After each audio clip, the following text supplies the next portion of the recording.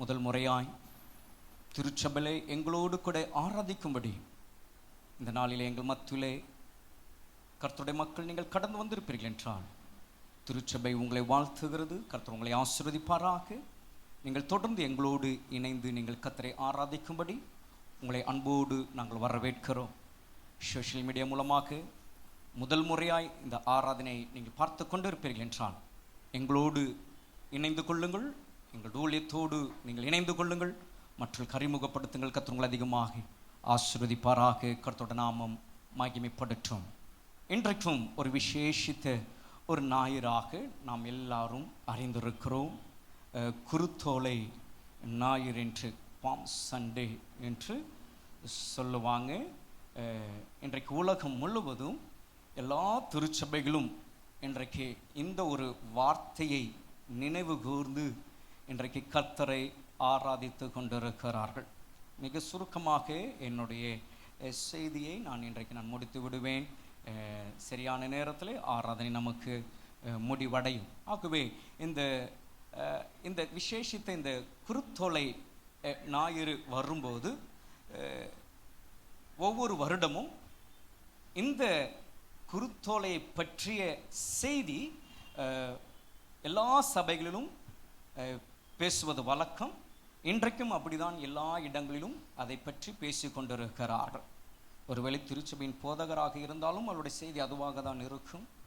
வெளியிலிருந்து ஒரு ஊழியரை அழைத்தாலும் அவர்களும் அதை சார்ந்த ஒரு செய்தியை தான் இன்றைக்கு கொண்டு வருவார்கள். ஏனென்றால் அப்படி ஒரு முக்கியத்துவம் நம் அப்பன் இயேசுவானவர் பவனி சென்ற அந்த நிகழ்ச்சியிலே நடந்த நிறைய சம்பவங்கள் உண்டு.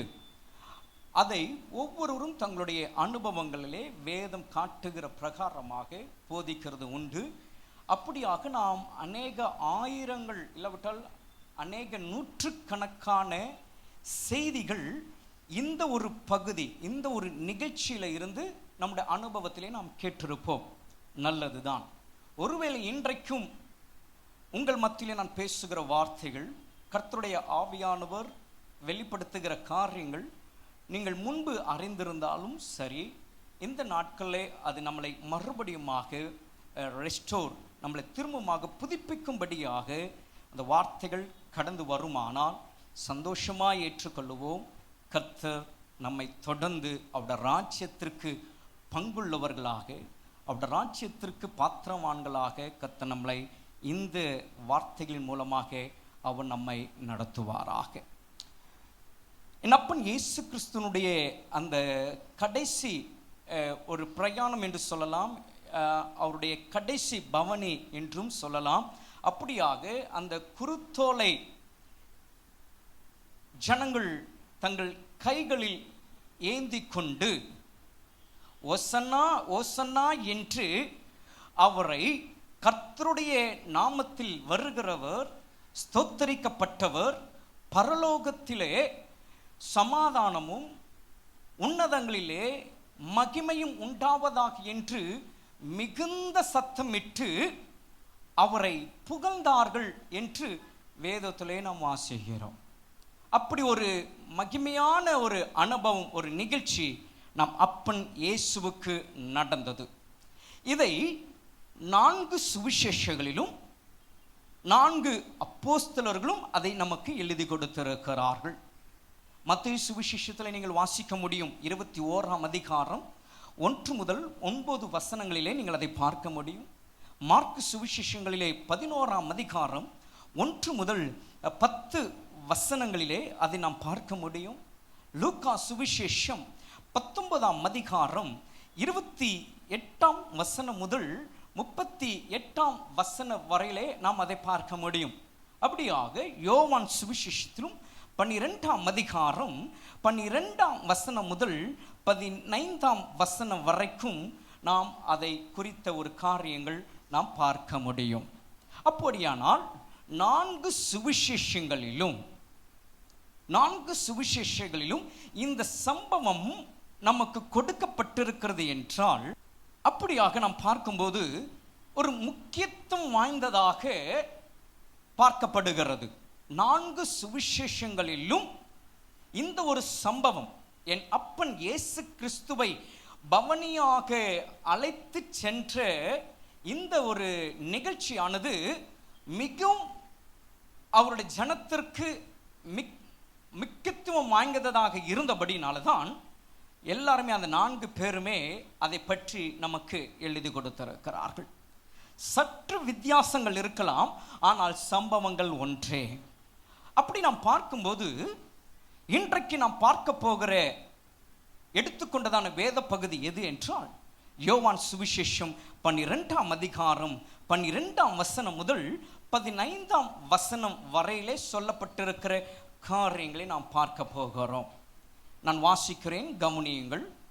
Just all turn to your Bible, open your Bible, let's turn to the Gospel according to John chapter 12 verses 12 to 15. I will read for you. யோவான் எழுதின சுவிசேஷம் 12ஆம் அதிகாரம் 12ஆம் வசனம் முதல் 15ஆம் வசனம் வரையிலும். மறுநாளிலே இயேசு எருசலேமுக்கு வருகிறார் என்று பண்டிகைக்கு வந்த திரளான ஜனங்கள் கேள்விப்பட்டு குருத்தோலைகளை பிடித்து கொண்டு அவருக்கு எதிர்கொண்டு போகும்படி புறப்பட்டு, ஓசன்னா, கர்த்தருடைய நாமத்தினாலே வருகிறவர், இஸ்ரவேலின் ராஜா, ஸ்தோத்தரிக்கப்பட்டவர் என்று ஆர்ப்பரித்தார்கள். கர்த்தருடைய நாமத்திற்கு மகிமை உண்டு. ஒரு 4 வசனங்களுக்குள்ளாக இந்த சம்பவம் முடிவடைகிறது. ஆனால் மற்ற சுவிசேஷங்களில் அப்போஸ்தலர்கள் ஒரு 10 வசனங்கள் அடங்கிய ஒரு சம்பவமாக ஆண்டவராகிய இயேசு கிறிஸ்து தம்முடைய சீஷர்களை 2 பேரை அழைத்து, நீங்கள் எதிர இருக்கிற கிராமத்திற்கு போங்க, அங்கே ஒரு கழுதையும் கழுதை குட்டியும் காண்பீர்கள், அதை அவிழ்த்து கொண்டு வாருங்க என்கிற ஒரு செய்தியை அனுப்பி அவர்களை அனுப்புகிறதாக மற்ற சுவிசேஷங்களில் நாம் பார்க்கிறோம். எந்த ஊர், எந்த இடம், அங்கே யார் இருப்பார்கள், என்ன கேட்பார்கள், நீங்கள் என்ன சொல்ல வேண்டும் என்ற எல்லா செய்தியும் விளக்கமாக மற்ற சுவிசேஷங்களிலே நமக்கு கொடுக்கப்பட்டிருக்கிறது. ஆனால் இந்த இடத்துல ஒரு 4 வசனங்களுக்குள்ளாக அதே சம்பவம் தான்.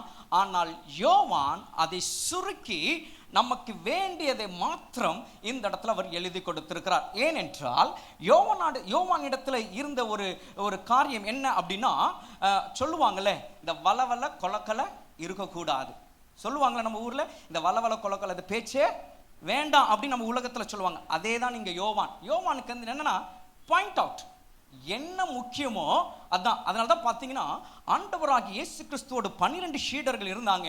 ஆனால் யோவான் ஒருவர் மாத்திரம்தான் ரொம்ப உஷாரா கவனமாக இருந்து நேரம் பார்த்தே இருந்து அவரோட மார்பிலை போய் சாய்ந்து கொண்ட ஒரு மனுஷனாக இந்த சீஷன் காணப்பட்டான். அவருக்கு என்ன தேவையோ அது மாத்திரமே, என்ன பாயிண்ட் அவுட் பண்ணணுமோ அது மாத்திரமே செய்கிற ஒரு மனுஷன். ஆகவேதான் யோவானை குறித்து நீங்கள் பார்ப்பீர்கள் என்றால் இயேசு கிறிஸ்துனுடைய அன்பை பற்றி, தேவனுடைய அன்பை பற்றிய மாத்திரமே மிக அழுத்தமாக ஆழமாக அவர் சொல்லி இருக்கிறதை 1 யோவான் 2 யோவான்களில் 3 யோவான்களில் நாம் அதை பார்க்க முடியும். அன்பே பிரதானம் என்ற ஒரு விஷயத்தை அவர் சொல்லி இருக்கிறதை நாம் பார்க்கிறோம். ஆகவேதான் யோவான் சுவிசேஷத்திலும் இந்த சுவிசேஷத்திலே நாம் பார்க்க முடியும், ஆண்டவராகிய இயேசு கிறிஸ்துவை நல்ல மேய்ப்பனுக்கு ஒப்பிட்டு அவர் பேசியிருப்பார். நல்ல மேய்ப்பன் தன் ஆடுகளுக்காக ஜீவனை கொடுத்தார் என்று அவர் பேசியிருப்பார். அவரே வழியும் சத்தியம் ஜீவன் என்கிற ஒரு வார்த்தை குறித்து அவர் பேசியிருப்பார். இவை எல்லாம் எதை வெளிப்படுத்துது என்றால், என் ஆண்டவராகிய என் அப்பன் இயேசு கிறிஸ்துனுடைய அன்பை அது பிரதிபலிக்கிற ஒன்றாக இருக்கு. ஆகவேதான் இந்த வேத பகுதியிலும் நடந்த ஒரு சம்பவத்தை மிக சுருக்கமாக சொல்லியிருக்கிற அந்த பகுதியிலே தேவையான சில காரியங்களை அந்த இடத்துல ஹைலைட் பண்ணியிருக்கிறார், பாயிண்ட் அவுட் பண்ணியிருக்கிறார். அதை தான் இன்றைக்கு உங்களுக்கு செய்தியாக நான் வைக்க நான் விரும்புகிறேன். எத்தனை பேர் இங்கே இருக்கிறீங்க? ஹல்லேலூயா, ஹல்லேலூயா. கர்த்தருடைய நாமத்திற்கு மகிமை உண்டாகட்டும். இடாம அப்படியே பேசிட்டே போறணும். Price Jesus. எல்லாரும் இங்கே இருக்கீங்க தானே? ஆமென், ஹல்லேலூயா. எஸ், இதுவரையில் நீங்கள் எவ்வளோ உள்ளே போச்சோ போகலையோ பரவாயில்ல. ஆனால் இப்போ நான் கொடுக்க போகிற இந்த 3 காரியங்கள் உங்களோட உள்ளத்தில் அது போகட்டும், அது உங்களுக்கு பிரயோஜனமாக இருக்கணும். இப்போ நான் சொல்ல போகிற ஒரு 3 காரியத்தை ஒரு கதையாக சொல்லி முடிக்கலாம்னு நான் நினைக்கிறேன். கதைனாலே எல்லாருக்கும் நமக்கு பிடிக்கும். ஸோ ஆகவே அதை ஒரு சம்பவமாக அதை சொல்லி நான் முடிக்க நான் வாஞ்சிக்கிறேன். கர்த்தருடைய நாமத்திற்கு மகிமை உண்டாவதாக, மகிமை உண்டாவதாக. அந்த 3 காரியங்கள் என்ன என்கிறதை உங்களுக்கு நான் காட்டிவிட்டு அந்த 3 காரியங்களை ஒரு சம்பவமாக உங்களுக்கு நான் ஒரு கதையாக நான் சொல்லி நான் ஜெபிக்க நான் ஆசைப்படுகிறேன். கர்த்தருடைய நாமத்திற்கு மகிமை உண்டாவதாக. இந்த நிகழ்ச்சியில் பார்த்தீங்கன்னா பலரும் இருக்கிறாங்க, பலரும் சேர்ந்து நடத்தப்பட்ட ஒரு காரியம். நீங்கள் பார்த்தீங்கன்னா பெத்தானியாவிலே ஒரு மனுஷன் இருப்பான் என்று ஆண்டவராகிய இயேசு கிறிஸ்து சொன்னார். அப்படியானால் அந்த மனுஷனும் இந்த ஒரு கேரக்டருக்குள்ளாக அவர் வருகிறார். அந்த மனுஷன் என்கிற ஒரு மனிதர்கள் அந்த இடத்துல வர்றாங்க, கேரக்டராக வர்றாங்க. ரெண்டாவது நீங்க பார்த்தீங்கன்னா கழுதைகள் அந்த கேரக்டருக்குள்ளாக வருது, அந்த சம்பவத்திற்குள்ளாக வருகிறதை நம்ம பார்க்கிறோம். மூன்றாவது நீங்க பார்த்தீங்கன்னா ஓலைகள், அப்படின்னா அந்த குருத்தோலை, அந்த இலைகள் அந்த கேரக்டருக்குள்ளாக வருகிறதை நீங்கள் பார்க்க முடியும். மூன்றாவது வஸ்திரங்கள், வஸ்திரங்கள் அந்த கேரக்டருக்குள்ளாக அந்த பாத்திரத்திற்குள்ளாக வருகிற அந்த சம்பவங்களுக்குள்ளாக வருகிறதை நம்ம பார்க்கிறோம். அதுக்கு அடுத்தது நீங்க பார்த்தீங்கன்னா என் அப்பன் இயேசு கிறிஸ்து கடைசியாக அந்த கேரக்டருக்குள்ளாக அவர் இருக்கிறார். அவர் தான் கதாநாயகனாக, ஒரு ஹீரோவாக அந்த நிகழ்ச்சியிலே அவர் இருக்கிறார். இப்படி அநேகர் சார்ந்து இருக்கிற, இன்னும் அதில் அநேகர் இருக்கிறாங்க. நீங்கள் அந்த சம்பவத்தை கீழே அப்படியே படிச்சுட்டு வந்தீங்கன்னா பரிசேயர்கள் இருக்கிறாங்க, சதிசேயர்கள், அவங்க எல்லாமே இருக்கிறாங்க, அந்த பாத்திரத்திற்குள்ள வர்றாங்க. ஆனால் அவர்கள் நம்மளுக்கு முக்கியம் இல்லை. இந்த குருத்தோலை பவனியிலே பங்களிப்பை அளித்தவர்கள், பங்கெடுத்தவர்கள், கலந்து கொண்டவர்கள் தான் நமக்கு இதில் முக்கியமாக இருக்கிறார்கள். அப்படி பார்க்கும்போது இன்றைக்கு செய்திக்கு நான் ஆதாரமாக எடுத்துக்கொண்டது மனிதர்கள் அல்ல, மாறாக நான் சொன்ன மற்ற ஒரு 3 காரியத்தை உங்கள் முன்பாக நான் கொண்டு வர நான் ஆசைப்படுகிறேன். ஒன்று அந்த குருத்தோலை, அந்த ஓலை என்கிற அந்த இலைகள் ஒன்று. இரண்டாவது வழியிலே விரித்த அந்த வஸ்திரங்கள், இரண்டாவது வஸ்திரங்கள், கிளாத்ஸ், வஸ்திரங்கள். மூன்றாவது கழுதை. ஏன்னா அது இல்லாம குருத்தோலை அது முடியாது. ஆகவே கழுதை, இல்லை என்றால் கழுதை குட்டி. கர்த்தருடைய நாமத்திற்கு மகிமை உண்டாகட்டும். ஆகவே இன்றைக்கு செய்திக்கு மனிதர்களை நான் எடுத்துக்கொள்ளல, ஆனால் அதிலே பங்களிப்பை கொடுத்த, பங்களிப்பாக முக்கியத்துவமாக இருந்த 3 விசேஷித்த இந்த காரியத்தை நான் இன்றைக்கு உங்களுக்கு நான் வைக்க இருக்கிறேன். ஒன்று இலைகள், அந்த குருத்தொலை ஓலை. இரண்டாவது வஸ்திரம். மூன்றாவது கழுதை. கர்த்தருடைய நாமத்திற்கு மகிமை உண்டாகட்டும். இதை ஆண்டவர் எனக்கு வெளிப்படுத்திட்ட பிறகு இதை நான் சிந்திக்க ஆரம்பித்தேன். ஏனென்றால் பல செய்திகள், இந்த சம்பவங்களிலிருந்து நாம் பல காரியங்கள் நம்ம பேசியாச்சு, அநேக ஊழியர்களும் பேசிட்டாங்க. இதில் இன்றைக்கு நாம் திரும்பவும் அதை பற்றி ரிவர்ஸ் அதை எடுக்கணுமா, இல்லை என்றால் புதிதாக ஏதாகிலும் கொடுக்கலாமா என்று நான் சிந்தித்து கொண்டிருந்து யோசித்து கொண்டிருக்கும் பொழுதுதான் இந்த 3ஐயும் பற்றி நான் திரும்ப திரும்ப யோசித்து கொண்டிருந்தேன். அப்போதான் ஆண்டவருக்கு எனக்கு ஒரு ஒரு ஒரு கதையாக இதை எனக்கு காண்பித்தார். ஒரு கான்வர்சேஷன் போல இவங்க 3 பேரும் பேசினாங்கன்னா என்ன பேசியிருப்பாங்க என்கிற ஒரு விஷயத்தை ஆண்டவர் எனக்கு கொண்டு போனார். அதை தான் இன்றைக்கு உங்கள் முன்பாக நான் வைக்க போகிறேன். அந்த ஓலை எடுத்துக்குங்க, அடுத்தது வஸ்திரங்களை எடுத்துக்குங்க, அடுத்தது கழுதை குட்டி எடுத்துக்குங்க. இப்போ அவங்க 3 பேரையும் நாம் இமேஜின் பண்ண போகிறோம். நான் சொல்ல சொல்ல உங்களுக்கு முன்பதாக உங்களோட நினைவில் ஒரு இமேஜின் பண்ணி நீங்களும் அப்படியே அதற்குள்ளாக நீங்கள் வர போறீங்க. முடிவில் கர்த்தருடைய ஆவியானவர் அதில் ஒரு செய்தியை நமக்கு வைத்திருக்கிறார். ஹல்லேலூயா. இங்க இருக்கீங்களா? ஆமென். ஹல்லேலூயா. கர்த்தருக்கு மகிமை உண்டாகட்டும். இங்க பாருங்க, இப்போ நம்மளோட கண்களுக்கு முன்பதாக இப்போ இந்த ஸ்டேஜில் அவங்க 3 பேரையும் நம்ம இன்வைட் பண்ணியிருக்கிறோம். அவங்க 3 பேரும் இங்கே வந்திருக்கிறாங்க. ஏன்னா இன்றைக்கு குருத்தோலைன்றதுனால அவங்க 3 பேரையும் நம்ம ஒரு ஸ்பெஷல் கெஸ்ட் மாதிரி இன்வைட் பண்ணியிருக்கிறோம்னு நினச்சிங்க. இப்போ அவங்க 3 பேரும் இங்கே வந்திருக்கிறாங்க.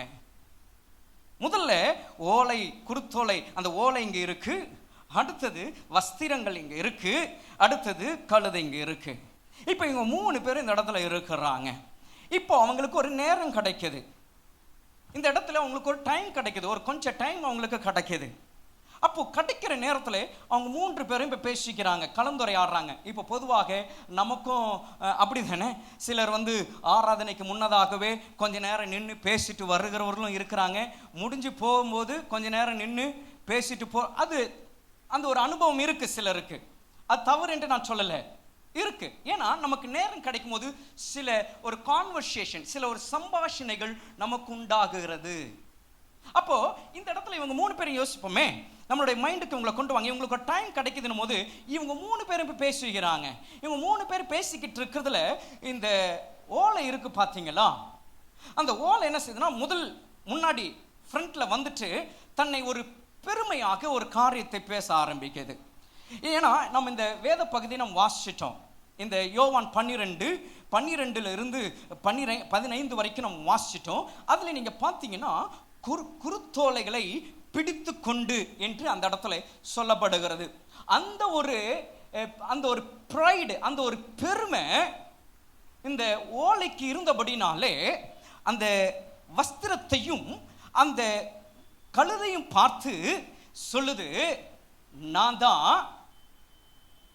ஒரு பெரிய ஆளு, நான் தான் இந்த உலகத்திற்கு ஆண்டவராகிய இயேசு கிறிஸ்துவை மகிமைப்படுத்தும்படியாக உலகத்திற்கு காண்பிக்கப்பட்டவன் நான் தான் அப்படின்னு இந்த ஓலை சொல்லுது. ஏன்னா இந்த இடத்துல அந்த வசனத்தை நம்ம வாசிக்கிறோம், அவர்கள் குருத்தோலைகளை பிடித்து கொண்டுனா என்னங்க பண்ணியிருப்பாங்க, மேலே தானே தூக்கியிருப்பாங்க. இப்போ பொதுவாக இந்த குருத்தோலை பவனி செல்லும் போது பாருங்க, எல்லார் கையிலும் என்ன செய்வாங்க, அந்த ஓலையை அந்த இலைகளை கொடுப்பாங்க.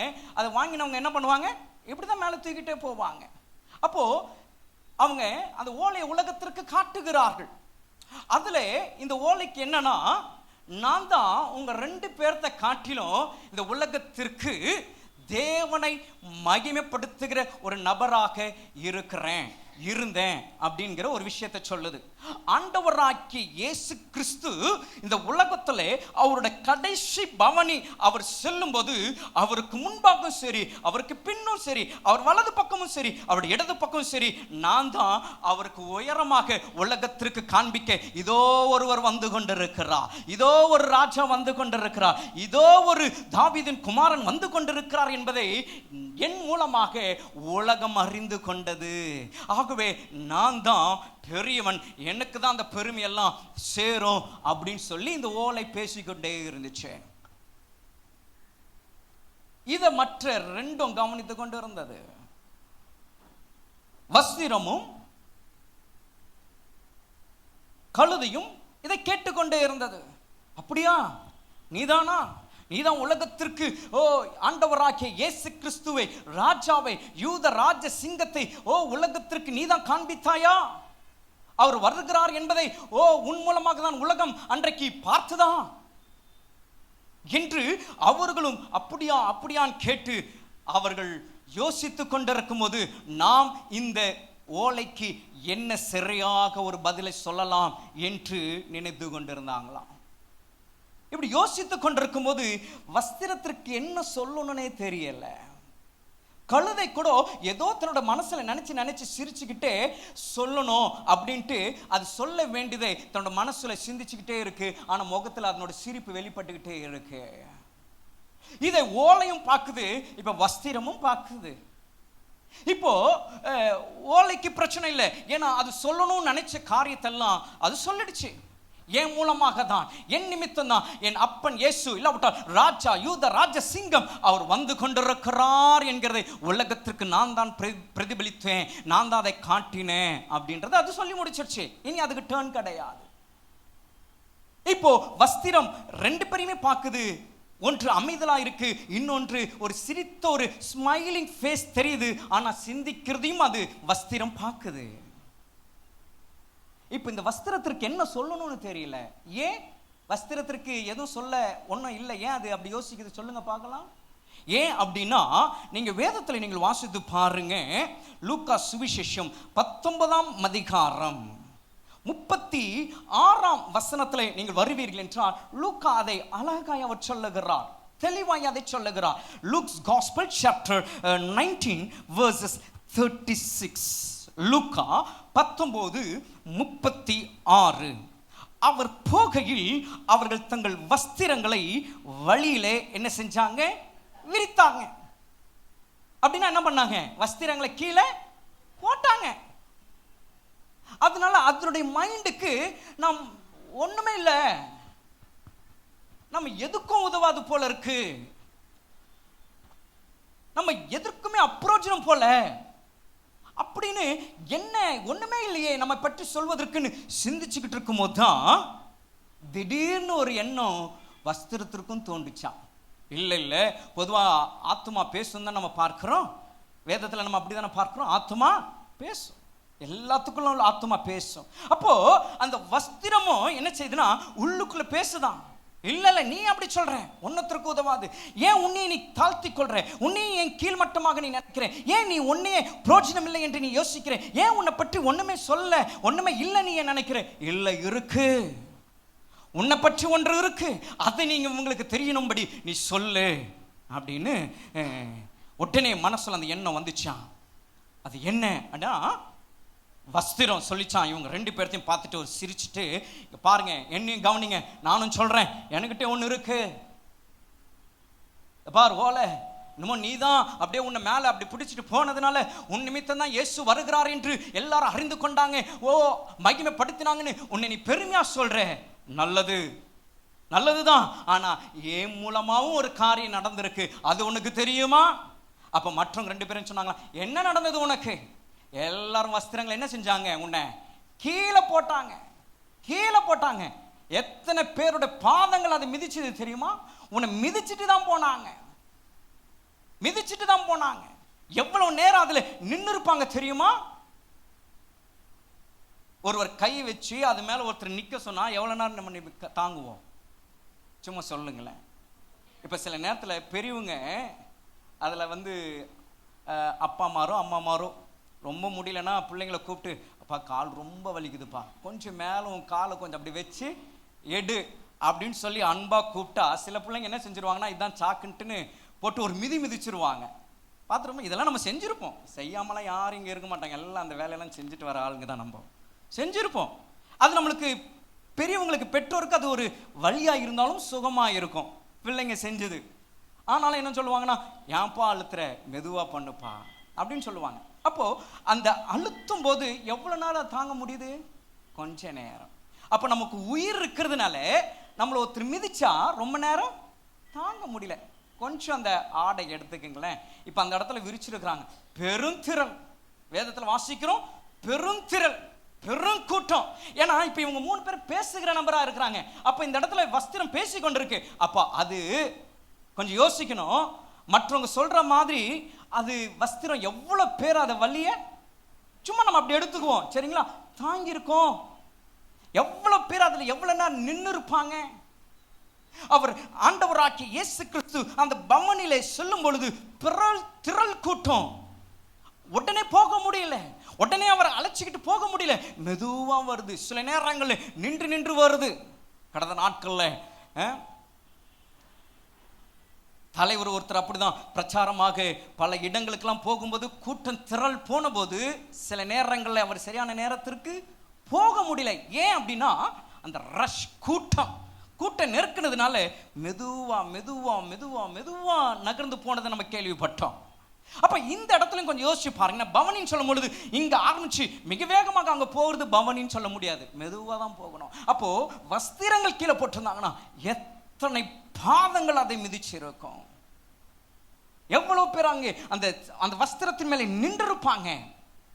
இதை அந்த ஓலையும் அந்த கழுதையும் என்ன செய்றாங்கன்னா, வஸ்திரத்தை பார்த்து, நீ என்ன எல்லாரும் மிதிக்கிறதுக்கு தான் நீ யூஸ் ஆன, எல்லாம் உன்னை மிதிச்சுட்டு போக தான் இருந்தாங்க, நீ என்னத்த சொல்ல போற அப்படின்னு சொல்லும் போது சிரிச்சுக்கிட்டே வஸ்திரம் சொல்லிச்சான், நீங்க இப்படிலாம் சொல்றீங்க, ஆனா இந்த பவனி வெற்றியா முடிஞ்சதுக்கு காரணம் என்னாலதான் அப்படின்னு சொல்லிச்சான். ஹல்லேலூயா.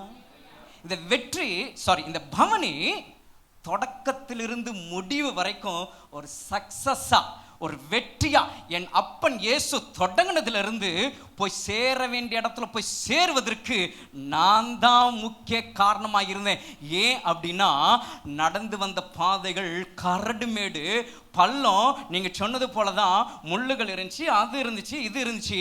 அது எல்லாவற்றையும் நடந்து வருகிற ஜனமா இருக்கட்டும், ஒருவேளை உன்னை பிடிச்சிட்டு வந்தாங்களே மக்களா இருக்கட்டும், கழுதை நீயா இருக்கட்டும், எல்லாம் என் மேலதான் நீங்க நடந்து போனீங்க. நான் உங்களை பாதுகாத்தனாலதான் இந்த பவனி சக்சஸா முடிஞ்சது தெரியுமா? ஹல்லேலூயா.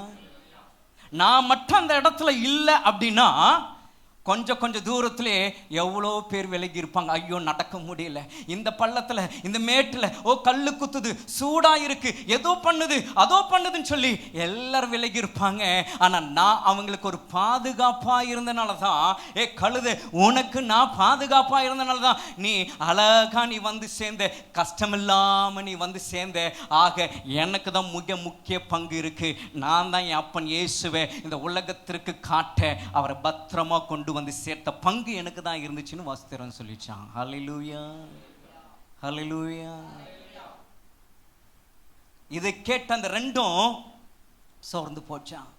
சிந்திக்க ஆரம்பிச்சுதான், ஆமா இல்ல நம்ம வந்த வழிகள் எப்படி இருந்துச்சு? கரடு முருடு, பள்ளமேடு, முட்கள், சரியா நடக்க முடியாத பாதை. ஆனா இதெல்லாம் நாம் நடந்து வருவதற்கு இந்த வஸ்திரம் நமக்கு ஒரு பாதுகாப்பு, ஒரு துணையா இருந்ததே அப்படின்னு சொல்லிட்டு அவங்க மனசுக்குள்ளேயே நினைச்சு அவங்க அமைதலாயிட்டாங்களா. அப்போ இவங்க ரெண்டு பேரும் அமைதலானதை கண்ட உடனே இந்த வஸ்திரத்திற்கு ரொம்ப சந்தோஷம். நம்ம ஜெயிச்சிட்டோம், நம்ம தான் இதுல முக்கியம், நான் தான் இதுல பெரியவன் அப்படின்னு சொல்லி வஸ்திரம் சொல்லிட்டு அப்படியே இருக்கும்போது பார்த்துக்கிட்டே இருந்துச்சான். இப்போ ரெண்டு பேரும் சேர்ந்து கழுதையை பார்க்குறாங்க. இப்போ கழுதைக்கு ஆல்ரெடி ஒரு பாயிண்ட்லாம் கிடச்சிருக்கு. இப்போ அந்த கழுதையினோட டேர்ன் வந்தது. அப்போ கழுதை சொல்லிச்சான், சரிதான் சரிதான், நான் ஏற்றுக்கொள்கிறேன். உன்னால தான் உலகத்தில் ஜனங்கள் ஆண்டவர் வர்றாருன்னு அறிஞ்சிக்கிட்டாங்களா? சரி. மகிமைப்படுத்தினாங்களா? உன்னை ஓலையில் உன்னை பிடிச்சிக்கிட்டு தான் மகிமை மகிமை மகிமைன்னு சொல்லிட்டு வந்தாங்களா? ஓசனை ஓசனை சொல்லிட்டு ஓகே நான் எடுத்துக்கிறேன். ஓகே ரைட், நீ பெரியவனா? ஓகே சரி, நான் தப்பு சொல்லலை. அடுத்து வஸ்திரத்தை பார்த்து, வஸ்திரம் நீ சொன்னியே கரெக்ட், பாதுகாப்பு. ஏன்னா பாதுகாப்பு இல்லைன்னா ஒரு இடம் போய் சேர முடியாது. பத்திரமா போய் சேரணும்னா வழி சரியா இருக்கணும். ஸோ அதில் உன்னோட பங்களிப்பு ரொம்ப முக்கியமா இருந்தது. சரி, நல்லது, நான் ஏற்றுக்கொள்ளுறேன், கரெக்ட், நீ பெரியவன் சொல்றியா? ஓகே.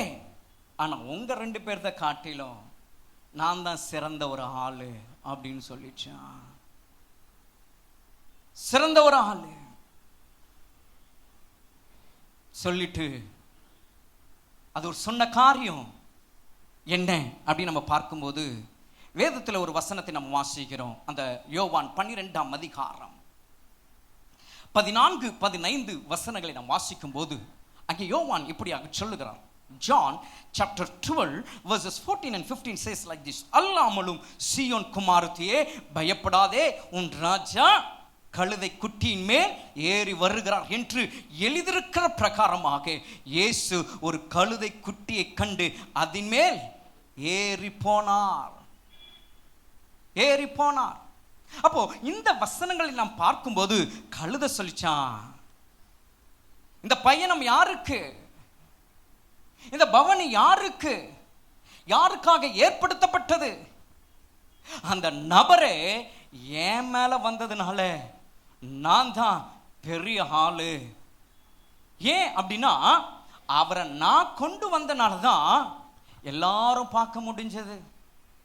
எங்கே அவர் என் மேல ஏறினாரோ அங்க இருந்து அவர் போய் சேர வேண்டிய இடத்திற்கு வரைக்கும் அவரை நான் சலிக்காம, நான் கஷ்டப்படாம, எல்லா வழியும் நான் தாங்கிக்கிட்டு, எல்லா பாரத்தையும் நான் தாங்கிக்கிட்டு அவர் நான் பாதியில நான் நிற்க விடாம, பாதியில இறக்கி விடாம, இல்லாவிட்டால் நான் கீழே விழுந்துடாம நான் அவர் பத்திரமா அழகா எல்லாரும் பார்க்கிற மாதிரி, எல்லாரும் அந்த சந்தோஷத்துல இருக்கும்போது, எல்லாரும் அந்த மகிழ்ச்சியில இருக்கும்போது அவரை நான் கொண்டு போகணுமே, அந்த வேலையை நான் கரெக்டா நான் போய் சேர்றதுனால என்னுடைய பங்களிப்பு தான் ரொம்ப முக்கியம். என்னதான் நீங்க ஓலை பிடிச்சிட்டு நீ போயிட்டு இதோ வரான்னு சொல்லிட்டு நான் பாதியில உட்கார்ந்து இருந்தேன்னா அந்த பவனி முடிஞ்சிருக்குமா? கேட்டுச்சா? வஸ்திரம், ஓ நீ உன்னை போட்டுட்டே போனாங்க, உன்னை போட்டுட்டே இருந்து நான் வராம இருந்திருந்தா அந்த இடத்துல உனக்கு வேலை இருந்திருக்குமா அப்படின்னு கேட்டுச்சான். அதனால கழுத சொல்லிச்சான், எல்லாமே சரி, நீங்க சொன்னது எல்லாமே ஓகே, ஆனா நான் தான் இதுல ரொம்ப முக்கியத்துவம் வாய்ந்துவேன். ஏனென்றால் கதாநாயகனாக இந்த பவனில செல்ல வேண்டியவர் ஏன் மேல் ஏறி வந்தபடினாலே நான் தான் சிறந்தாள், நான் தான் பெரியவன் என்று அந்த கழுதை பேசினதாம். இப்படி இவர்கள் 3 பேரும் பேசிக் கொண்டிருக்கிறார்கள். நன்றாய் கவனியுங்கள். ஓலை சொல்லிச்சு, தேவனை மகிமைப்படுத்துகிறதுல, இயேசுவை அவர் வருகிறார் என்று சொல்வதில் நான் தான் உலகத்திற்கு முக்கிய நபராக இருந்தேன். வஸ்திரம் சொல்லிச்சு, நான் தான் அவருக்கு ஒரு பாதுகாப்பாக சுகமாக போய் சேரும்படியான ஒரு வள்ளியை உண்டு பண்ணுகிற ஒரு பாத்திர ஒரு கருவியாக நான் தான் இருந்தேன், எனக்கு தான் அந்த பங்களிப்பு என்று வஸ்திரம் சொல்லிச்சு.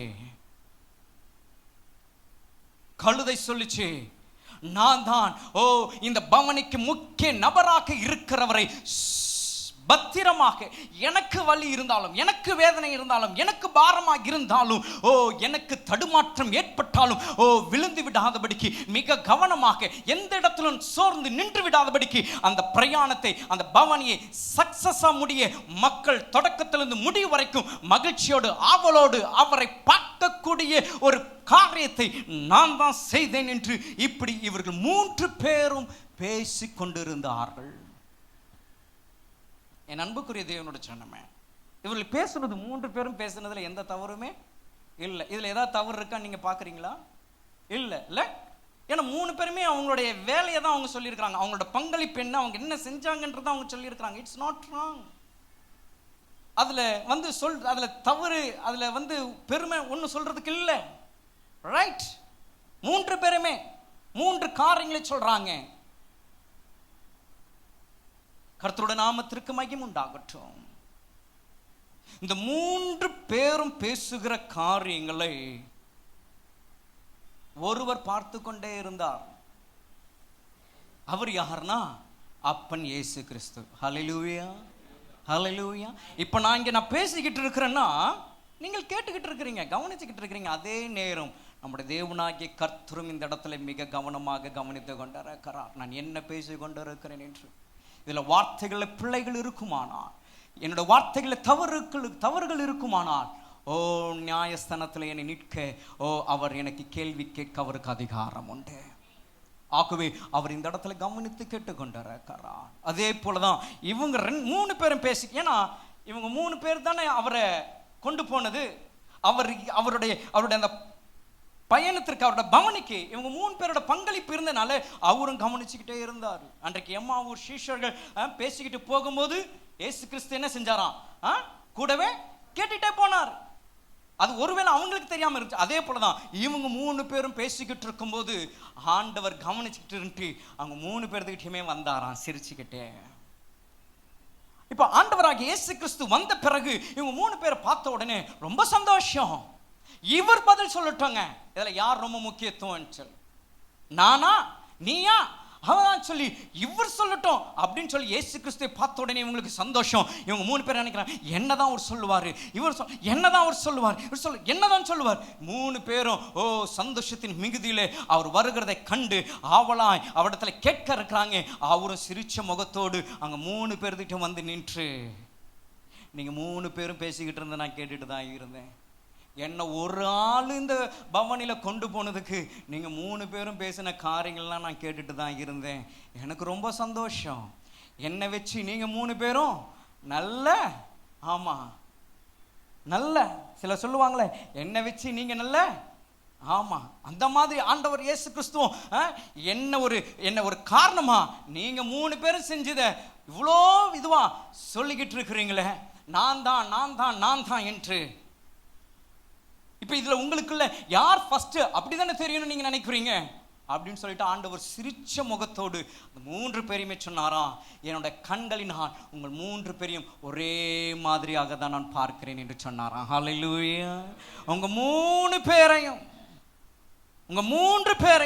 ஒரே மாதிரியாக தான் என் கண்கள் பார்க்குது. ஓலை இல்லாமல் வஸ்திரம் இல்லை, வஸ்திரம் இல்லாமல் கழுதை இல்லை, கழுதை இல்லாமல் வஸ்திரம் இல்லை, வஸ்திரம் இல்லாமல் ஓலை இல்லை, வஸ்திரம் இல்லாமல் ஓலை இல்லை, வஸ்திரம் இல்லாமல் கழுதை இல்லை. ஆகவே நீங்கள் 3 பேரும் என்னோட பார்வையிலே ஈக்குவல், சமம். நீங்க 3 பேருமே இல்லைன்னா நானே யோசிக்கணும், இந்த பவனி எப்படி தான் போய் சேர்ந்துருக்கும், நான் எப்படி தான் நான் போயிருப்பேன் அப்படின்றத. ஏன்னா மக்கள் ஏற்படுத்திட்டாங்க கூட்ட நெரிச்சல், நான் போய் சேர்ந்திருப்பானான்றது எனக்கே. ஆனால் நீங்கள் 3 பேரோட பங்களிப்பு எனக்கு ஈக்குவலாக தான் இருந்தது. ஆனால் நீங்கள் 3 சமம் தான்.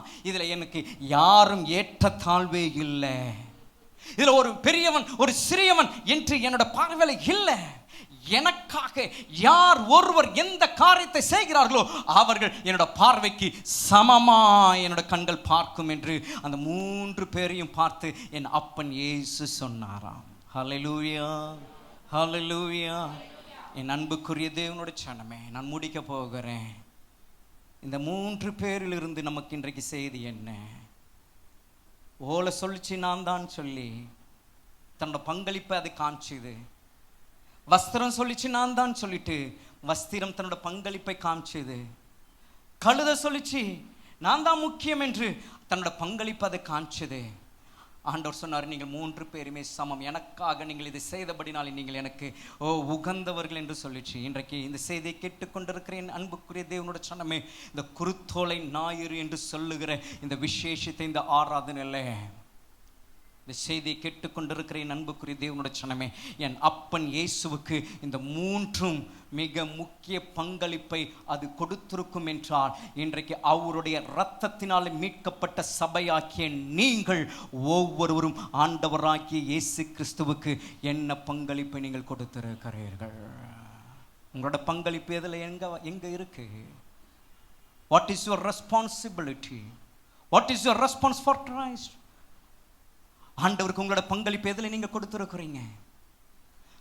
வஸ்திரம் ஜீவன் இல்லாத ஒன்று, ஆனால் அதுவும் ஆண்டவராகிய இயேசு கிறிஸ்துவுக்கு ஒரு பங்களிப்பை கொடுத்திருக்கு, முக்கியத்துவமா இருந்திருக்கு. ஓலை, குருத்தோலை, அந்த ஓலை அதுவும் ஆண்டவராகிய இயேசு கிறிஸ்துவுக்கு தன்னோட பங்களிப்பை ஒரு முக்கியத்துவத்தை ஒரு பங்களிப்பை அது கொடுத்திருக்கு. கழுதை அதுவும் ஆண்டவராகிய இயேசு கிறிஸ்துவுக்கு ஒரு முக்கியத்துவத்தை தன்னோட முக்கியத்துவத்தை ஒரு பங்களிப்பு அது கொடுத்திருக்கு. 3மே பார்த்தீங்கன்னா அப்ரோஜனம் உள்ளது, அப்ரோஜனம் உள்ளது, தள்ளப்பட்டது, எதற்கும் உதவாதது. ஸ்தோத்திரம். அவைகள் கர்த்தருடைய பார்வையிலே கர்த்தருக்காக அது பங்களிப்பை அது ஆற்றினபடினாலே கர்த்தருடைய பார்வையிலே அவைகள் உகந்தது என்று என் அப்பன் இயேசு ஒரு சான்றிதழ் கொடுப்பாரானால், இந்த சத்தத்தை கேட்டுக்கொண்டிருக்கிற தேவனுடைய சனமே, இன்றைக்கு அவருடைய சபையிலே நாம் அமர்ந்து அவருடைய சத்தத்தை நாம் கேட்டுக்கொண்டிருக்கிறோம் என்றால், நமக்குள்ளாக ஓடிக்கொண்டிருப்பது என் அப்பன் இயேசு கிறிஸ்துவோட ரத்தம் என்பதை நாம் மறந்து போகக்கூடாது. கல்வாரி சிலுவையிலே நமக்காக சிந்தி நமக்கு மீட்பை அருளின அவருடைய ரத்தம் நமக்குள்ளாக இருந்து நம்முடைய ரத்தத்திற்குள்ளாக கலந்து. ஆகவேதான் ஒரு பாடலை நாம் இப்படியாக நாம் எல்லாரும் சேர்ந்து நம்ம ஒரு பாடலை நாம் பாடுகிறோம் தெரியுமா? உயிரோடு கூட கலந்து, என் உயிரிலே கலந்து, என் உயிரோடு கூட கலந்தவரே என்று ஒரு பாடலை பாடுகிறோம். அப்படின்னா என்ன? என் ரத்தத்தில் உங்க ரத்தம் கலந்துதே என்று சொல்லி நம்ம பாடுகிறோம். அப்படியானா நம்ம ரத்தத்தில் மாம்சத்தில் பிறந்த போது நமக்குள்ளாக உண்டான அந்த ரத்தத்தில் மீட்பின் ரத்தமாக்கிய என் அப்பன் இயேசு கிறிஸ்துவோட ரத்தம் நமக்குள்ளாக கலந்து இன்றைக்கு இந்த சத்தத்தை கேட்கும்படி எம்எல்டி திருச்சபைக்குள்ளாக எம்எல்டி குடும்பமாக இந்த வார்த்தை கேட்கும்படி கர்த்தரோட சமூகத்தில் கர்த்தர் நம்மளை அமர செய்திருக்கிறார் என்றால், அவருக்கு என்று நாம் என்ன பங்களிப்பை நாம் அவருக்கு இந்த நாட்களில் கொடுத்து கொண்டிருக்கிறோம். அப்ரோஜனம் உள்ளவைகளாகிய அவைகளே ஆண்டவராகிய இயேசு கிறிஸ்துவுக்கு பிரயோஜனமாக இருந்தது என்றால், இந்த சத்தத்தை கேட்டுக்கொண்டிருக்கிற உங்கள் வாழ்க்கையில எத்தனை நன்மைகள், எத்தனை நன்மைகள்! உலக பிரகாரமாக உலகத்தில் ஜீவித்த உங்களை அவர் தமக்கென்று சொந்த ஜனமாக பிரித்தெடுத்து அவருடைய ரத்தத்தினாலே உங்களை சம்பாதித்து அவருடைய முத்திரை என்கிற பரிசுத்த ஆவியை உங்களுக்கு அச்சடையாளமாக கொடுத்து அவருக்கு சுதந்திரமாய் கர்த்தர் உங்களை ஏற்படுத்தியிருக்கிறாரே. இதை விட வேறு என்ன உங்களுக்கு நன்மை வேண்டும் என்று நீங்கள் காத்திருக்கிறீங்க? இந்த நன்மையை பெற்றிருக்கிற ஜாதியாக்கிய நீங்க அவருக்கு பிரயோஜனமாக எதை நீங்கள் பிரதிபலித்துக் கொண்டிருக்கிறீங்க? என் அப்பன் இயேசுவுக்கு நான் இந்த காரியத்திலே இந்த உலகத்திற்கு நான் பிரதிபலித்துக் கொண்டிருக்கிறேன். எந்த காரியத்தையாவது நீங்கள் சொல்ல முடியுமா? இந்த ஓலையை போல சொல்ல முடியுமா இயேசு வருகிறார் என்பதை? இந்த ஓலை என் மூலமாக நான் உலகத்தில் அவரை மகிமைப்படுத்தினேன் என்று இந்த ஓலை சொல்லிச்சே. இன்றைக்கு நீங்கள் எதை சொல்ல முடியும்? என்னை என் அப்பன் இயேசுவுக்கு உலகத்திற்கு நான் இதன் மூலமாக நான் பிரதிபலித்துக் கொண்டிருக்கிறேன் என்று எந்த காரியத்தை இன்றைக்கு நீங்கள் வைராக்கியமாய் உலகத்திலே நெஞ்சு நிமிர்த்து சொல்ல முடியுமா? சிந்திச்சு பாருங்க. என்ன கிறிஸ்துவ வாழ்க்கை நாம் வாழ்ந்து கொண்டிருக்கிறோம். What is the Christian life that we are living today? இந்த நாட்களில் என்ன ஒரு கிறிஸ்துவ வாழ்க்கை, கிறிஸ்துவுக்காக இந்த உலகத்தில் நாம் வாழ்ந்து கொண்டிருக்கிறோம் என்பதை சிந்தித்து பார்க்க வேண்டும். பல செய்திகள் இந்த குருத்தோலையை நாம் கேட்டிருக்கலாம். நான் ஒரு கழுதை, என்னை கழுதை போல இதெல்லாம் நம்ம கேட்டு வந்தாச்சு. இயேசு என் மேல இருக்கிறார் கேட்டாச்சு. கட்டப்பட்டிருந்தேன் கேட்டாச்சு. எல்லாம் கேட்டு வந்துட்டோம். இன்றைக்கு அவருக்காக நாம் என்ன பிரதிபலித்துக் கொண்டிருக்கிறோம்?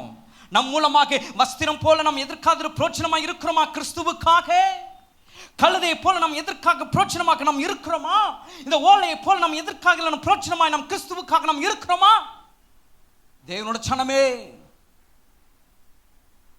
நீங்கள் கிறிஸ்துவுக்காக நீங்கள் எதை செய்தாலும் அவருடைய பார்வையிலே நீங்கள் உகந்தவர்கள். எனக்கு இதுதான் செய்ய முடியும் நீங்க நினைச்சு நீங்க செஞ்சா கூட கர்த்தர் அதை கனப்படுத்துகிறார். அதை கர்த்தர் ஏற்றுக்கொள்ளுகிறார். கர்த்தர் அதில் ஏறி வருகிறார். அதில் அவர் வாசம் பண்ணுகிறார். எனக்கு இதுதான் முடியும்ப்பா, என்னை இதால தான் செய்ய முடியும், எனக்கு இதை தவிர என்னால் ஒண்ணு முடியாது, இதுக்கு மிஞ்சி என்னால் ஒண்ணு, இதுதான் என்னோட ஞானத்திற்கு, இதுதான் என்னோட புத்திக்கு, இதுதான் என்னோட பொருளாதாரத்திற்கு, இதுதான் என்னோட சரீர பலத்திற்கு, இதுதான் எனக்கு இயேசு உமக்காக, கிறிஸ்து உமக்காக என்னால் இதை தான் நான் உலகத்திற்கு பிரதிபலிக்க முடியும் என்று சொல்லி உங்களால் எதை நீங்கள் மற்றவர்களுக்கு கிறிஸ்துவை பிரதிபலிக்கிறீர்களோ ஏற்றத்தாழ்வு பார்க்காமல் கர்த்தராகிய ஆண்டவர் உங்களை சமமாக அவருடைய கண்கள் பார்க்கிறது. பிரியமானவர்களே, ஆனால் நாம் என்ன சொல்லி கொண்டிருக்கிறோம்? சாக்கு போக்குகளை சொல்லி கொண்டு இந்த நாட்களில் தேவனோட சனமே நம்மளுடைய பிரதிபலிப்பு என்னன்னே தெரியாத இருக்கிறோம். கிறிஸ்துவுக்காக நாம் எதில் பிரதிபலிக்கிறோம் தெரியல. Where we show the Christ in us, நம் மூலமாக கிறிஸ்துவை நாம் எங்க பிரதிபலித்துக் கொண்டிருக்கிறோம் தெரியல. பிரச்சனை உலகத்திற்கு தெரியுது, சண்டை உலகத்திற்கு தெரிய வருது, கஷ்டம் உலகத்துக்கு தெரிய வருது, போராட்டம் உலகத்திற்கு தெரிய வருது, நம்முடைய அவமானங்கள் உலகத்திற்கு தெரிய வருது. அது அல்ல, not at all that one. பிரச்சனை எல்லாம் உலகத்திற்கு தெரிய வருகிறது. நம்முடைய குடும்பத்தில் நடக்கிற சம்பவங்கள் அதெல்லாம் முக்கியம், உலகத்திற்கு தெரிய வருது. எல்லாவற்றுக்கும் மேலாக என் அப்பன் இயேசு இந்த உலகத்திற்கு உங்கள் மூலமாக பிரதிபலிக்கிறவராக இருக்க வேண்டும். நீங்கள் ஓலையை போல நீங்கள் சொல்லி உங்களை பெருமையாக நீங்கள் சொல்லிக் கொண்டால் ஒன்றுமில்லை. கர்த்தர் அதை கனப்படுத்துகிறார். வஸ்திரம் போல நான் எதற்கும் உதவாதவன், ஆனால் நான் தான் அவரை பாதுகாப்பாய், நான் சுகமா என்னை நான் அவரை நடத்துகிறேன். எஸ் ரைட், சொல்லுங்க, ஷோ இட் தட். கர்த்தர் அதை கனப்படுத்துகிறார். கழுதை போல சொல்லுங்க, சொல்ல முடியுமா? சொல்லுங்க. வேர், இன் விச் பார்ட், எந்த பகுதியில், எதிலே நான் கிறிஸ்துவை நான் பிரதிபலித்துக் கொண்டிருக்கிறேன் சொல்லுங்க. This is Palm Sunday. இதுதான் குருத்தோலை ஞாயிறு. குருத்தோலை ஞாயிறு என்றால் கிறிஸ்துவை பிரதிபலிப்பது, உங்கள் மூலமாக உலகத்திற்கு காட்டுவது. Who is this? This is Jesus. Who is this? This is Jesus. நீங்கள் புறப்பட்டு வெளியே போகும்போது மக்கள் உங்களை பார்க்கும்போது who is this? சகோதரா, உங்களை உலகம் பார்க்கும்போது who is this? சகோதரி, உலகம் உங்களை பார்க்கும்போது who is this? The man or woman should shout, this is Jesus. இவர்கள் இயேசுவின் பிள்ளைகள், they are children of Jesus. this child of God, கிறிஸ்துவின் பிள்ளைகள், this one God needs today's life. இதான் இன்றைய வாழ்க்கையில கர்த்தர் நம்மிடத்தில் கிறிஸ்து எதிர்பார்க்கிற ஒன்று. கிறிஸ்து இன்றைக்கு உலகத்திற்கு நம் மூலமாக பிரதிபலிக்க வேண்டும். இதுதான் குருத்தோலை, இதுதான் குருத்தோலை ஞாயிறு. குருத்தோலை என்று அந்த ஓலையை பிடித்து கொண்டு பவனியாக செல்லும் பொழுது பல காரியங்கள் செய்யப்படுது. அது எல்லாவற்றுக்கும் மேலாக இந்த மூன்றும் எப்படி கிறிஸ்துவுக்கு பயனுள்ளதா இருந்துச்சோ அது போல உங்களுடைய வாழ்க்கை கிறிஸ்துவுக்காக ஏதாகிலும் ஒன்றிலே பயனுள்ளதா இருக்குமானால் you are the children of God, you are a child of God. எதுல வேணாலும் நீங்கள் பிரதிபலிக்கலாம். கர்த்தர் உங்களுக்கு நல்ல வேலையை கொடுத்து, நல்ல ஒரு உயர்வான ஸ்தானத்தில் கர்த்தர் வைத்து, உங்களுக்கு நல்ல ஒரு வருமானத்தை கர்த்தர் கொடுத்து, அந்த வருமானத்தினாலே கர்த்தர் உங்களை நன்றாய் ஆசீர்வதித்திருப்பாரா, அந்த ஆசீர்வாதத்தின் மூலமாக கர்த்தருடைய ராஜ்யத்தை கட்ட, கர்த்தருடைய ராஜ்யத்திற்கென்று நீங்கள் உங்களுடைய கரங்களை நீங்கள் நீட்டிக்கொண்டே இருக்கலாம். இது நீங்கள் அவரை நீங்கள் பிரதிபலிக்கிற ஒரு காரியம். ஒருவேளை கர்த்தர் உங்களுக்கு நல்ல ஒரு வேதத்தை வாய்க்கானம் பண்ணும்படியான ஒரு வரத்தை, கிஃப்டை கர்த்தர் உங்களுக்கு கொடுத்திருக்கிறார்னா, அந்த வரத்தை எல்லா இடங்களிலும் வேதத்தை வியாக்கியானம் பண்ணும்படி உங்கள் வேதத்தில், உங்கள் குடும்பத்தில் கர்த்தர் உங்களுக்கு கொடுத்திருக்கிற கணவன் மனைவி பிள்ளைகளோடு கூட இந்த நாட்களில் உட்கார்ந்து கர்த்தர் உங்களுக்கு கொடுத்த அந்த கிஃப்டை, அந்த வேதத்தை விளக்கமாய் சொல்லக்கூடிய ஒரு அனுபவம் உங்களுக்கு இருக்கணும். குடும்பமாய் உட்கார்ந்து நீங்கள் பேசுவீர்கள் என்றால் அது நீங்கள் கிறிஸ்துவுக்காக நீங்கள் காண்பிக்கிற பிரதிபலிப்பு. இல்லை, என்னால் எதுவுமே இல்லை, ஆனால் என்னால் ஊழியத்தில் எல்லாவற்றிலும் என்னோட சரீரமாக நான் நிற்க முடியும் அப்படின்னா, நீங்கள் உங்களுடைய காரியத்தில் எல்லாவற்றிலும் ஊழியக்காரனோடு சபையோடு எல்லா ஊழியத்திலும் உங்களுடைய சரீரத்தை நீங்கள் கொடுப்பீங்கன்னா அது கிறிஸ்துவுக்காக நீங்கள் பிரதிபலிக்கிற ஒரு காரியம். இல்லைவிட்டால் கர்த்தர் உங்களுக்கு என்ன ஒரு கிஃப்ட், என்ன வரங்களை கர்த்தர் கொடுத்திருக்கிறாரோ அந்த வரங்களை, அந்த கிஃப்டை கிறிஸ்துவுக்காக இந்த நாட்களில் கர்த்தருடைய நாமம் மகிமைப்படும்படி, சபை ஆசீர்வதிக்கப்படும்படி நீங்கள் இந்த உலகத்திற்கு நீங்கள் பிரதிபலிப்பீர்கள் என்றால் அதுவே கர்த்தரை மகிமை கனப்படுத்துகிற ஒரு காரியம். இன்றைக்கு கர்த்தருக்காக நாம் என்ன செய்து கொண்டிருக்கிறோம்? Think about your self. நீங்கள் உங்களே இந்த நேரத்தில் நிதானிச்சு பாருங்க. நான் முடிக்கிறேன். என் அன்புக்குரிய தேவனோடு சொன்னமே, கடைசியாக ஒரே ஒரு சம்பவத்தை நான் உங்களுக்கு சொல்லி நான் முடிக்க இருக்கிறேன். இன்றைய காலையிலே நான் ரெகுலராக நான் வாசிக்கிற என்னுடைய ஒரு காரியத்தை நான் வாசித்தேன். அதில் ஒரு மிஷனரிமார், அவருடைய பெயர் மிஸ்டர் ஃப்ரெட்ரிக் ஹோர் என்ற ஒரு தேவ மனுஷன் கர்த்தருடைய அழைப்பை 1954 ஆண்டு கர்த்தருடைய அழைப்பை பெற்று தன்னுடைய மனைவியை அழைத்து கொண்டு கர்த்தர் காண்பித்த தரிசனமாகிய பிரேசில் தேசத்திற்கு அவர் பிரயாணப்படுகிறார். கொஞ்சம் யோசிச்சு பாருங்க, 1954 அது எப்படி இருந்திருக்கும்? அந்த இடத்துல தான் அந்த அமேசான் காடு நிறைந்த ஒரு தேசம் அது. அந்த இடத்துல கர்த்தருடைய அழைப்பை அவள் பெற்று ஒரு மிஷன், ஒரு ஸ்தாபனத்தின் மூலமாக, ஒரு காஸ்பல் மிஷன் ஸ்தாபனத்தின் மூலமாக இவர்கள் கணவனும் மனைவியுமாக அவர்கள் கடந்து போறாங்க. இளம் வயதுல தன் மனைவி 27 வயதுல அவர்கள் என்றால் அவருக்கு என்ன வயது இருக்கும்னு கொஞ்சம் யோசிச்சு பாருங்க. ஏன்னா அவங்களோட மனைவியினுடைய வயது தான் அதுல குறிப்பிட்டிருந்தாங்க. ஆனால் 1954 அவர்கள் பிரயாணப்படுறாங்க. நான் முடிக்க இருக்கிறேன், சுருக்கமாக நான் முடிக்கிறேன். அவள் பிரயாணப்படும் பொழுது, கப்பல் வழியாக அவள் பிரயாணப்பட்டு கொண்டிருக்கும் போது இடையிலே பல போராட்டங்கள், அவர் சொல்லுகிறார், பல போராட்டங்கள், பல ட்ராஜடி, பல சர்க்கம்ஸ்டான்ஸ் we faced, பல நிந்தைகள், பல போராட்டங்கள், பயங்கள், பல சூழ்நிலைகள், எதிர்காற்று, புயல், இப்படி பல காரியங்களை நாங்கள் எதிர்கொண்டு நாங்கள் போக வேண்டியதாக இருந்து, நானும் என் மனைவி நாங்கள் அதில் போய் கொண்டிருந்தோம். அவங்க 2 பேர் மாத்திரமே அந்த கப்பலில். அவர் ஓட்டிக்கொண்டே போறார். இதற்கிடையில் ஒரு குறிப்பிட்ட அந்த அமேசான் என்கிற அந்த காடு, அந்த பகுதி பக்கம் வரும் பொழுது, கப்பலில் போகும்போது அவங்க மனைவி தன் சரீரத்தில் வியாதிப்பட்டு, இன்ஃபெக்ஷனாலே வியாதிப்பட்டு அந்த இடத்துல அவர்கள் மரிக்கிறார்கள். 27 வயதிலேயே மரிக்கிறார்கள். கொஞ்சம் யோசிச்சு பாருங்க. ஊழிய அழைப்பை பெற்று கர்த்தருடைய ஊழியத்தை செய்ய வேண்டும் என்று தன்னுடைய தேசத்தை விட்டு இன்னொரு தேசத்திற்கு கர்த்தர் காண்பித்த பிரேசில் என்கிற ஒரு நாட்டிற்கு போகிற வழியிலே கணவனும் மனைவியுமாக இளம் தம்பதியராக போகும்போது தன் மனைவி மரித்து போகிறா. இப்படி ஒரு சூழ்நிலை உண்டாச்சுன்னா நாம் என்ன செய்வோம்? கொஞ்சம் யோசிச்சு பாருங்க, என்ன செய்வோம்? இப்ப தனி மனிதன் மனைவி ஷிப் அந்த படகுல மரித்து கிடக்குறாங்க. மனசு எப்படி இருக்கும், இருதயம் எப்படி இருக்கும்? தன் மனைவியோட சடலத்தை வைத்து கொண்டே அவர் இப்போ யோசிக்கிறார். நாம் என்ன யோசிப்போமோ தெரியல. அவர் யோசிச்சது என்னன்னா, ஆண்டவர் எனக்கு கொடுத்த அந்த அழைப்பை நான் அவரோட ராஜ்யத்திற்கென்று நான் போய் பிரேசிலில் ஸ்தாபிக்க வேண்டும் என்று அவர் மறுபடியும் தன்னோட கப்பலை திருப்பாம அவர் அப்படியே கண்டினியூ பண்ணுகிறார். ஒரு பக்கம் தன் மனைவியோட சரீரத்தை பார்க்கும்போது அழுது கொண்டே தேவன் தனக்கு கொடுத்த அந்த தரிசனத்தை திட்டத்தை நிறைவேற்ற சூழ்நிலைகள் கடினமான ஒரு சூழ்நிலை. தன்னை தான் நேசித்த மனைவி இந்த ஊழியத்தை நிமித்தம் வந்தது நிமித்தம் மனைவி இறந்து போச்சு. இனி அடுத்தது என்ன நடக்கும் தெரியாது, என்ன சம்பவிக்கும் தெரியாது, போய் சேருவோமோ என்று தெரியாது. ஆனால் கர்த்தருடைய அந்த திட்டத்தை நிறைவேற்ற தன்னோட பிரயாணத்தை தொடங்கி போய்கொண்டே இருக்கிறார். அந்த நேரத்தில் ஒரு குறிப்பிட்ட இடம், அந்த அமேசான் இடத்துல ஒரு பகுதி வந்த பிறகு அந்த இடத்துல தன்னோட மனைவியை அதற்கொண்டு அழைத்து கொண்டு போகாத அந்த இடத்துல அந்த கப்பலை நிறுத்தி அந்த இடத்துல தன்னோட மனைவியை புதைக்கிறார். அந்த இடத்துல பார்க்கும்போது ஒருவரும் அவருக்கு உதவி செய்ய ஆள் இல்லை, ஒருவரும் அந்த இடத்துல மக்கள் இல்லை. யாராவது இவருக்கு உதவி செய்வார்களா, இல்லாட்டால் இவரோட தாகத்தை தீர்க்க, இவரோட பசியை போக்க யாராலும் என்ன வேண்டும் என்று கேட்பார்களா என்று சொல்லி அவர் அங்கும் இங்கும் பார்க்கிறாராம். அந்த அமேசான் காடுகள் அந்த பகுதியில் ஒன்றும் எதுவும் தெரியவில்லை.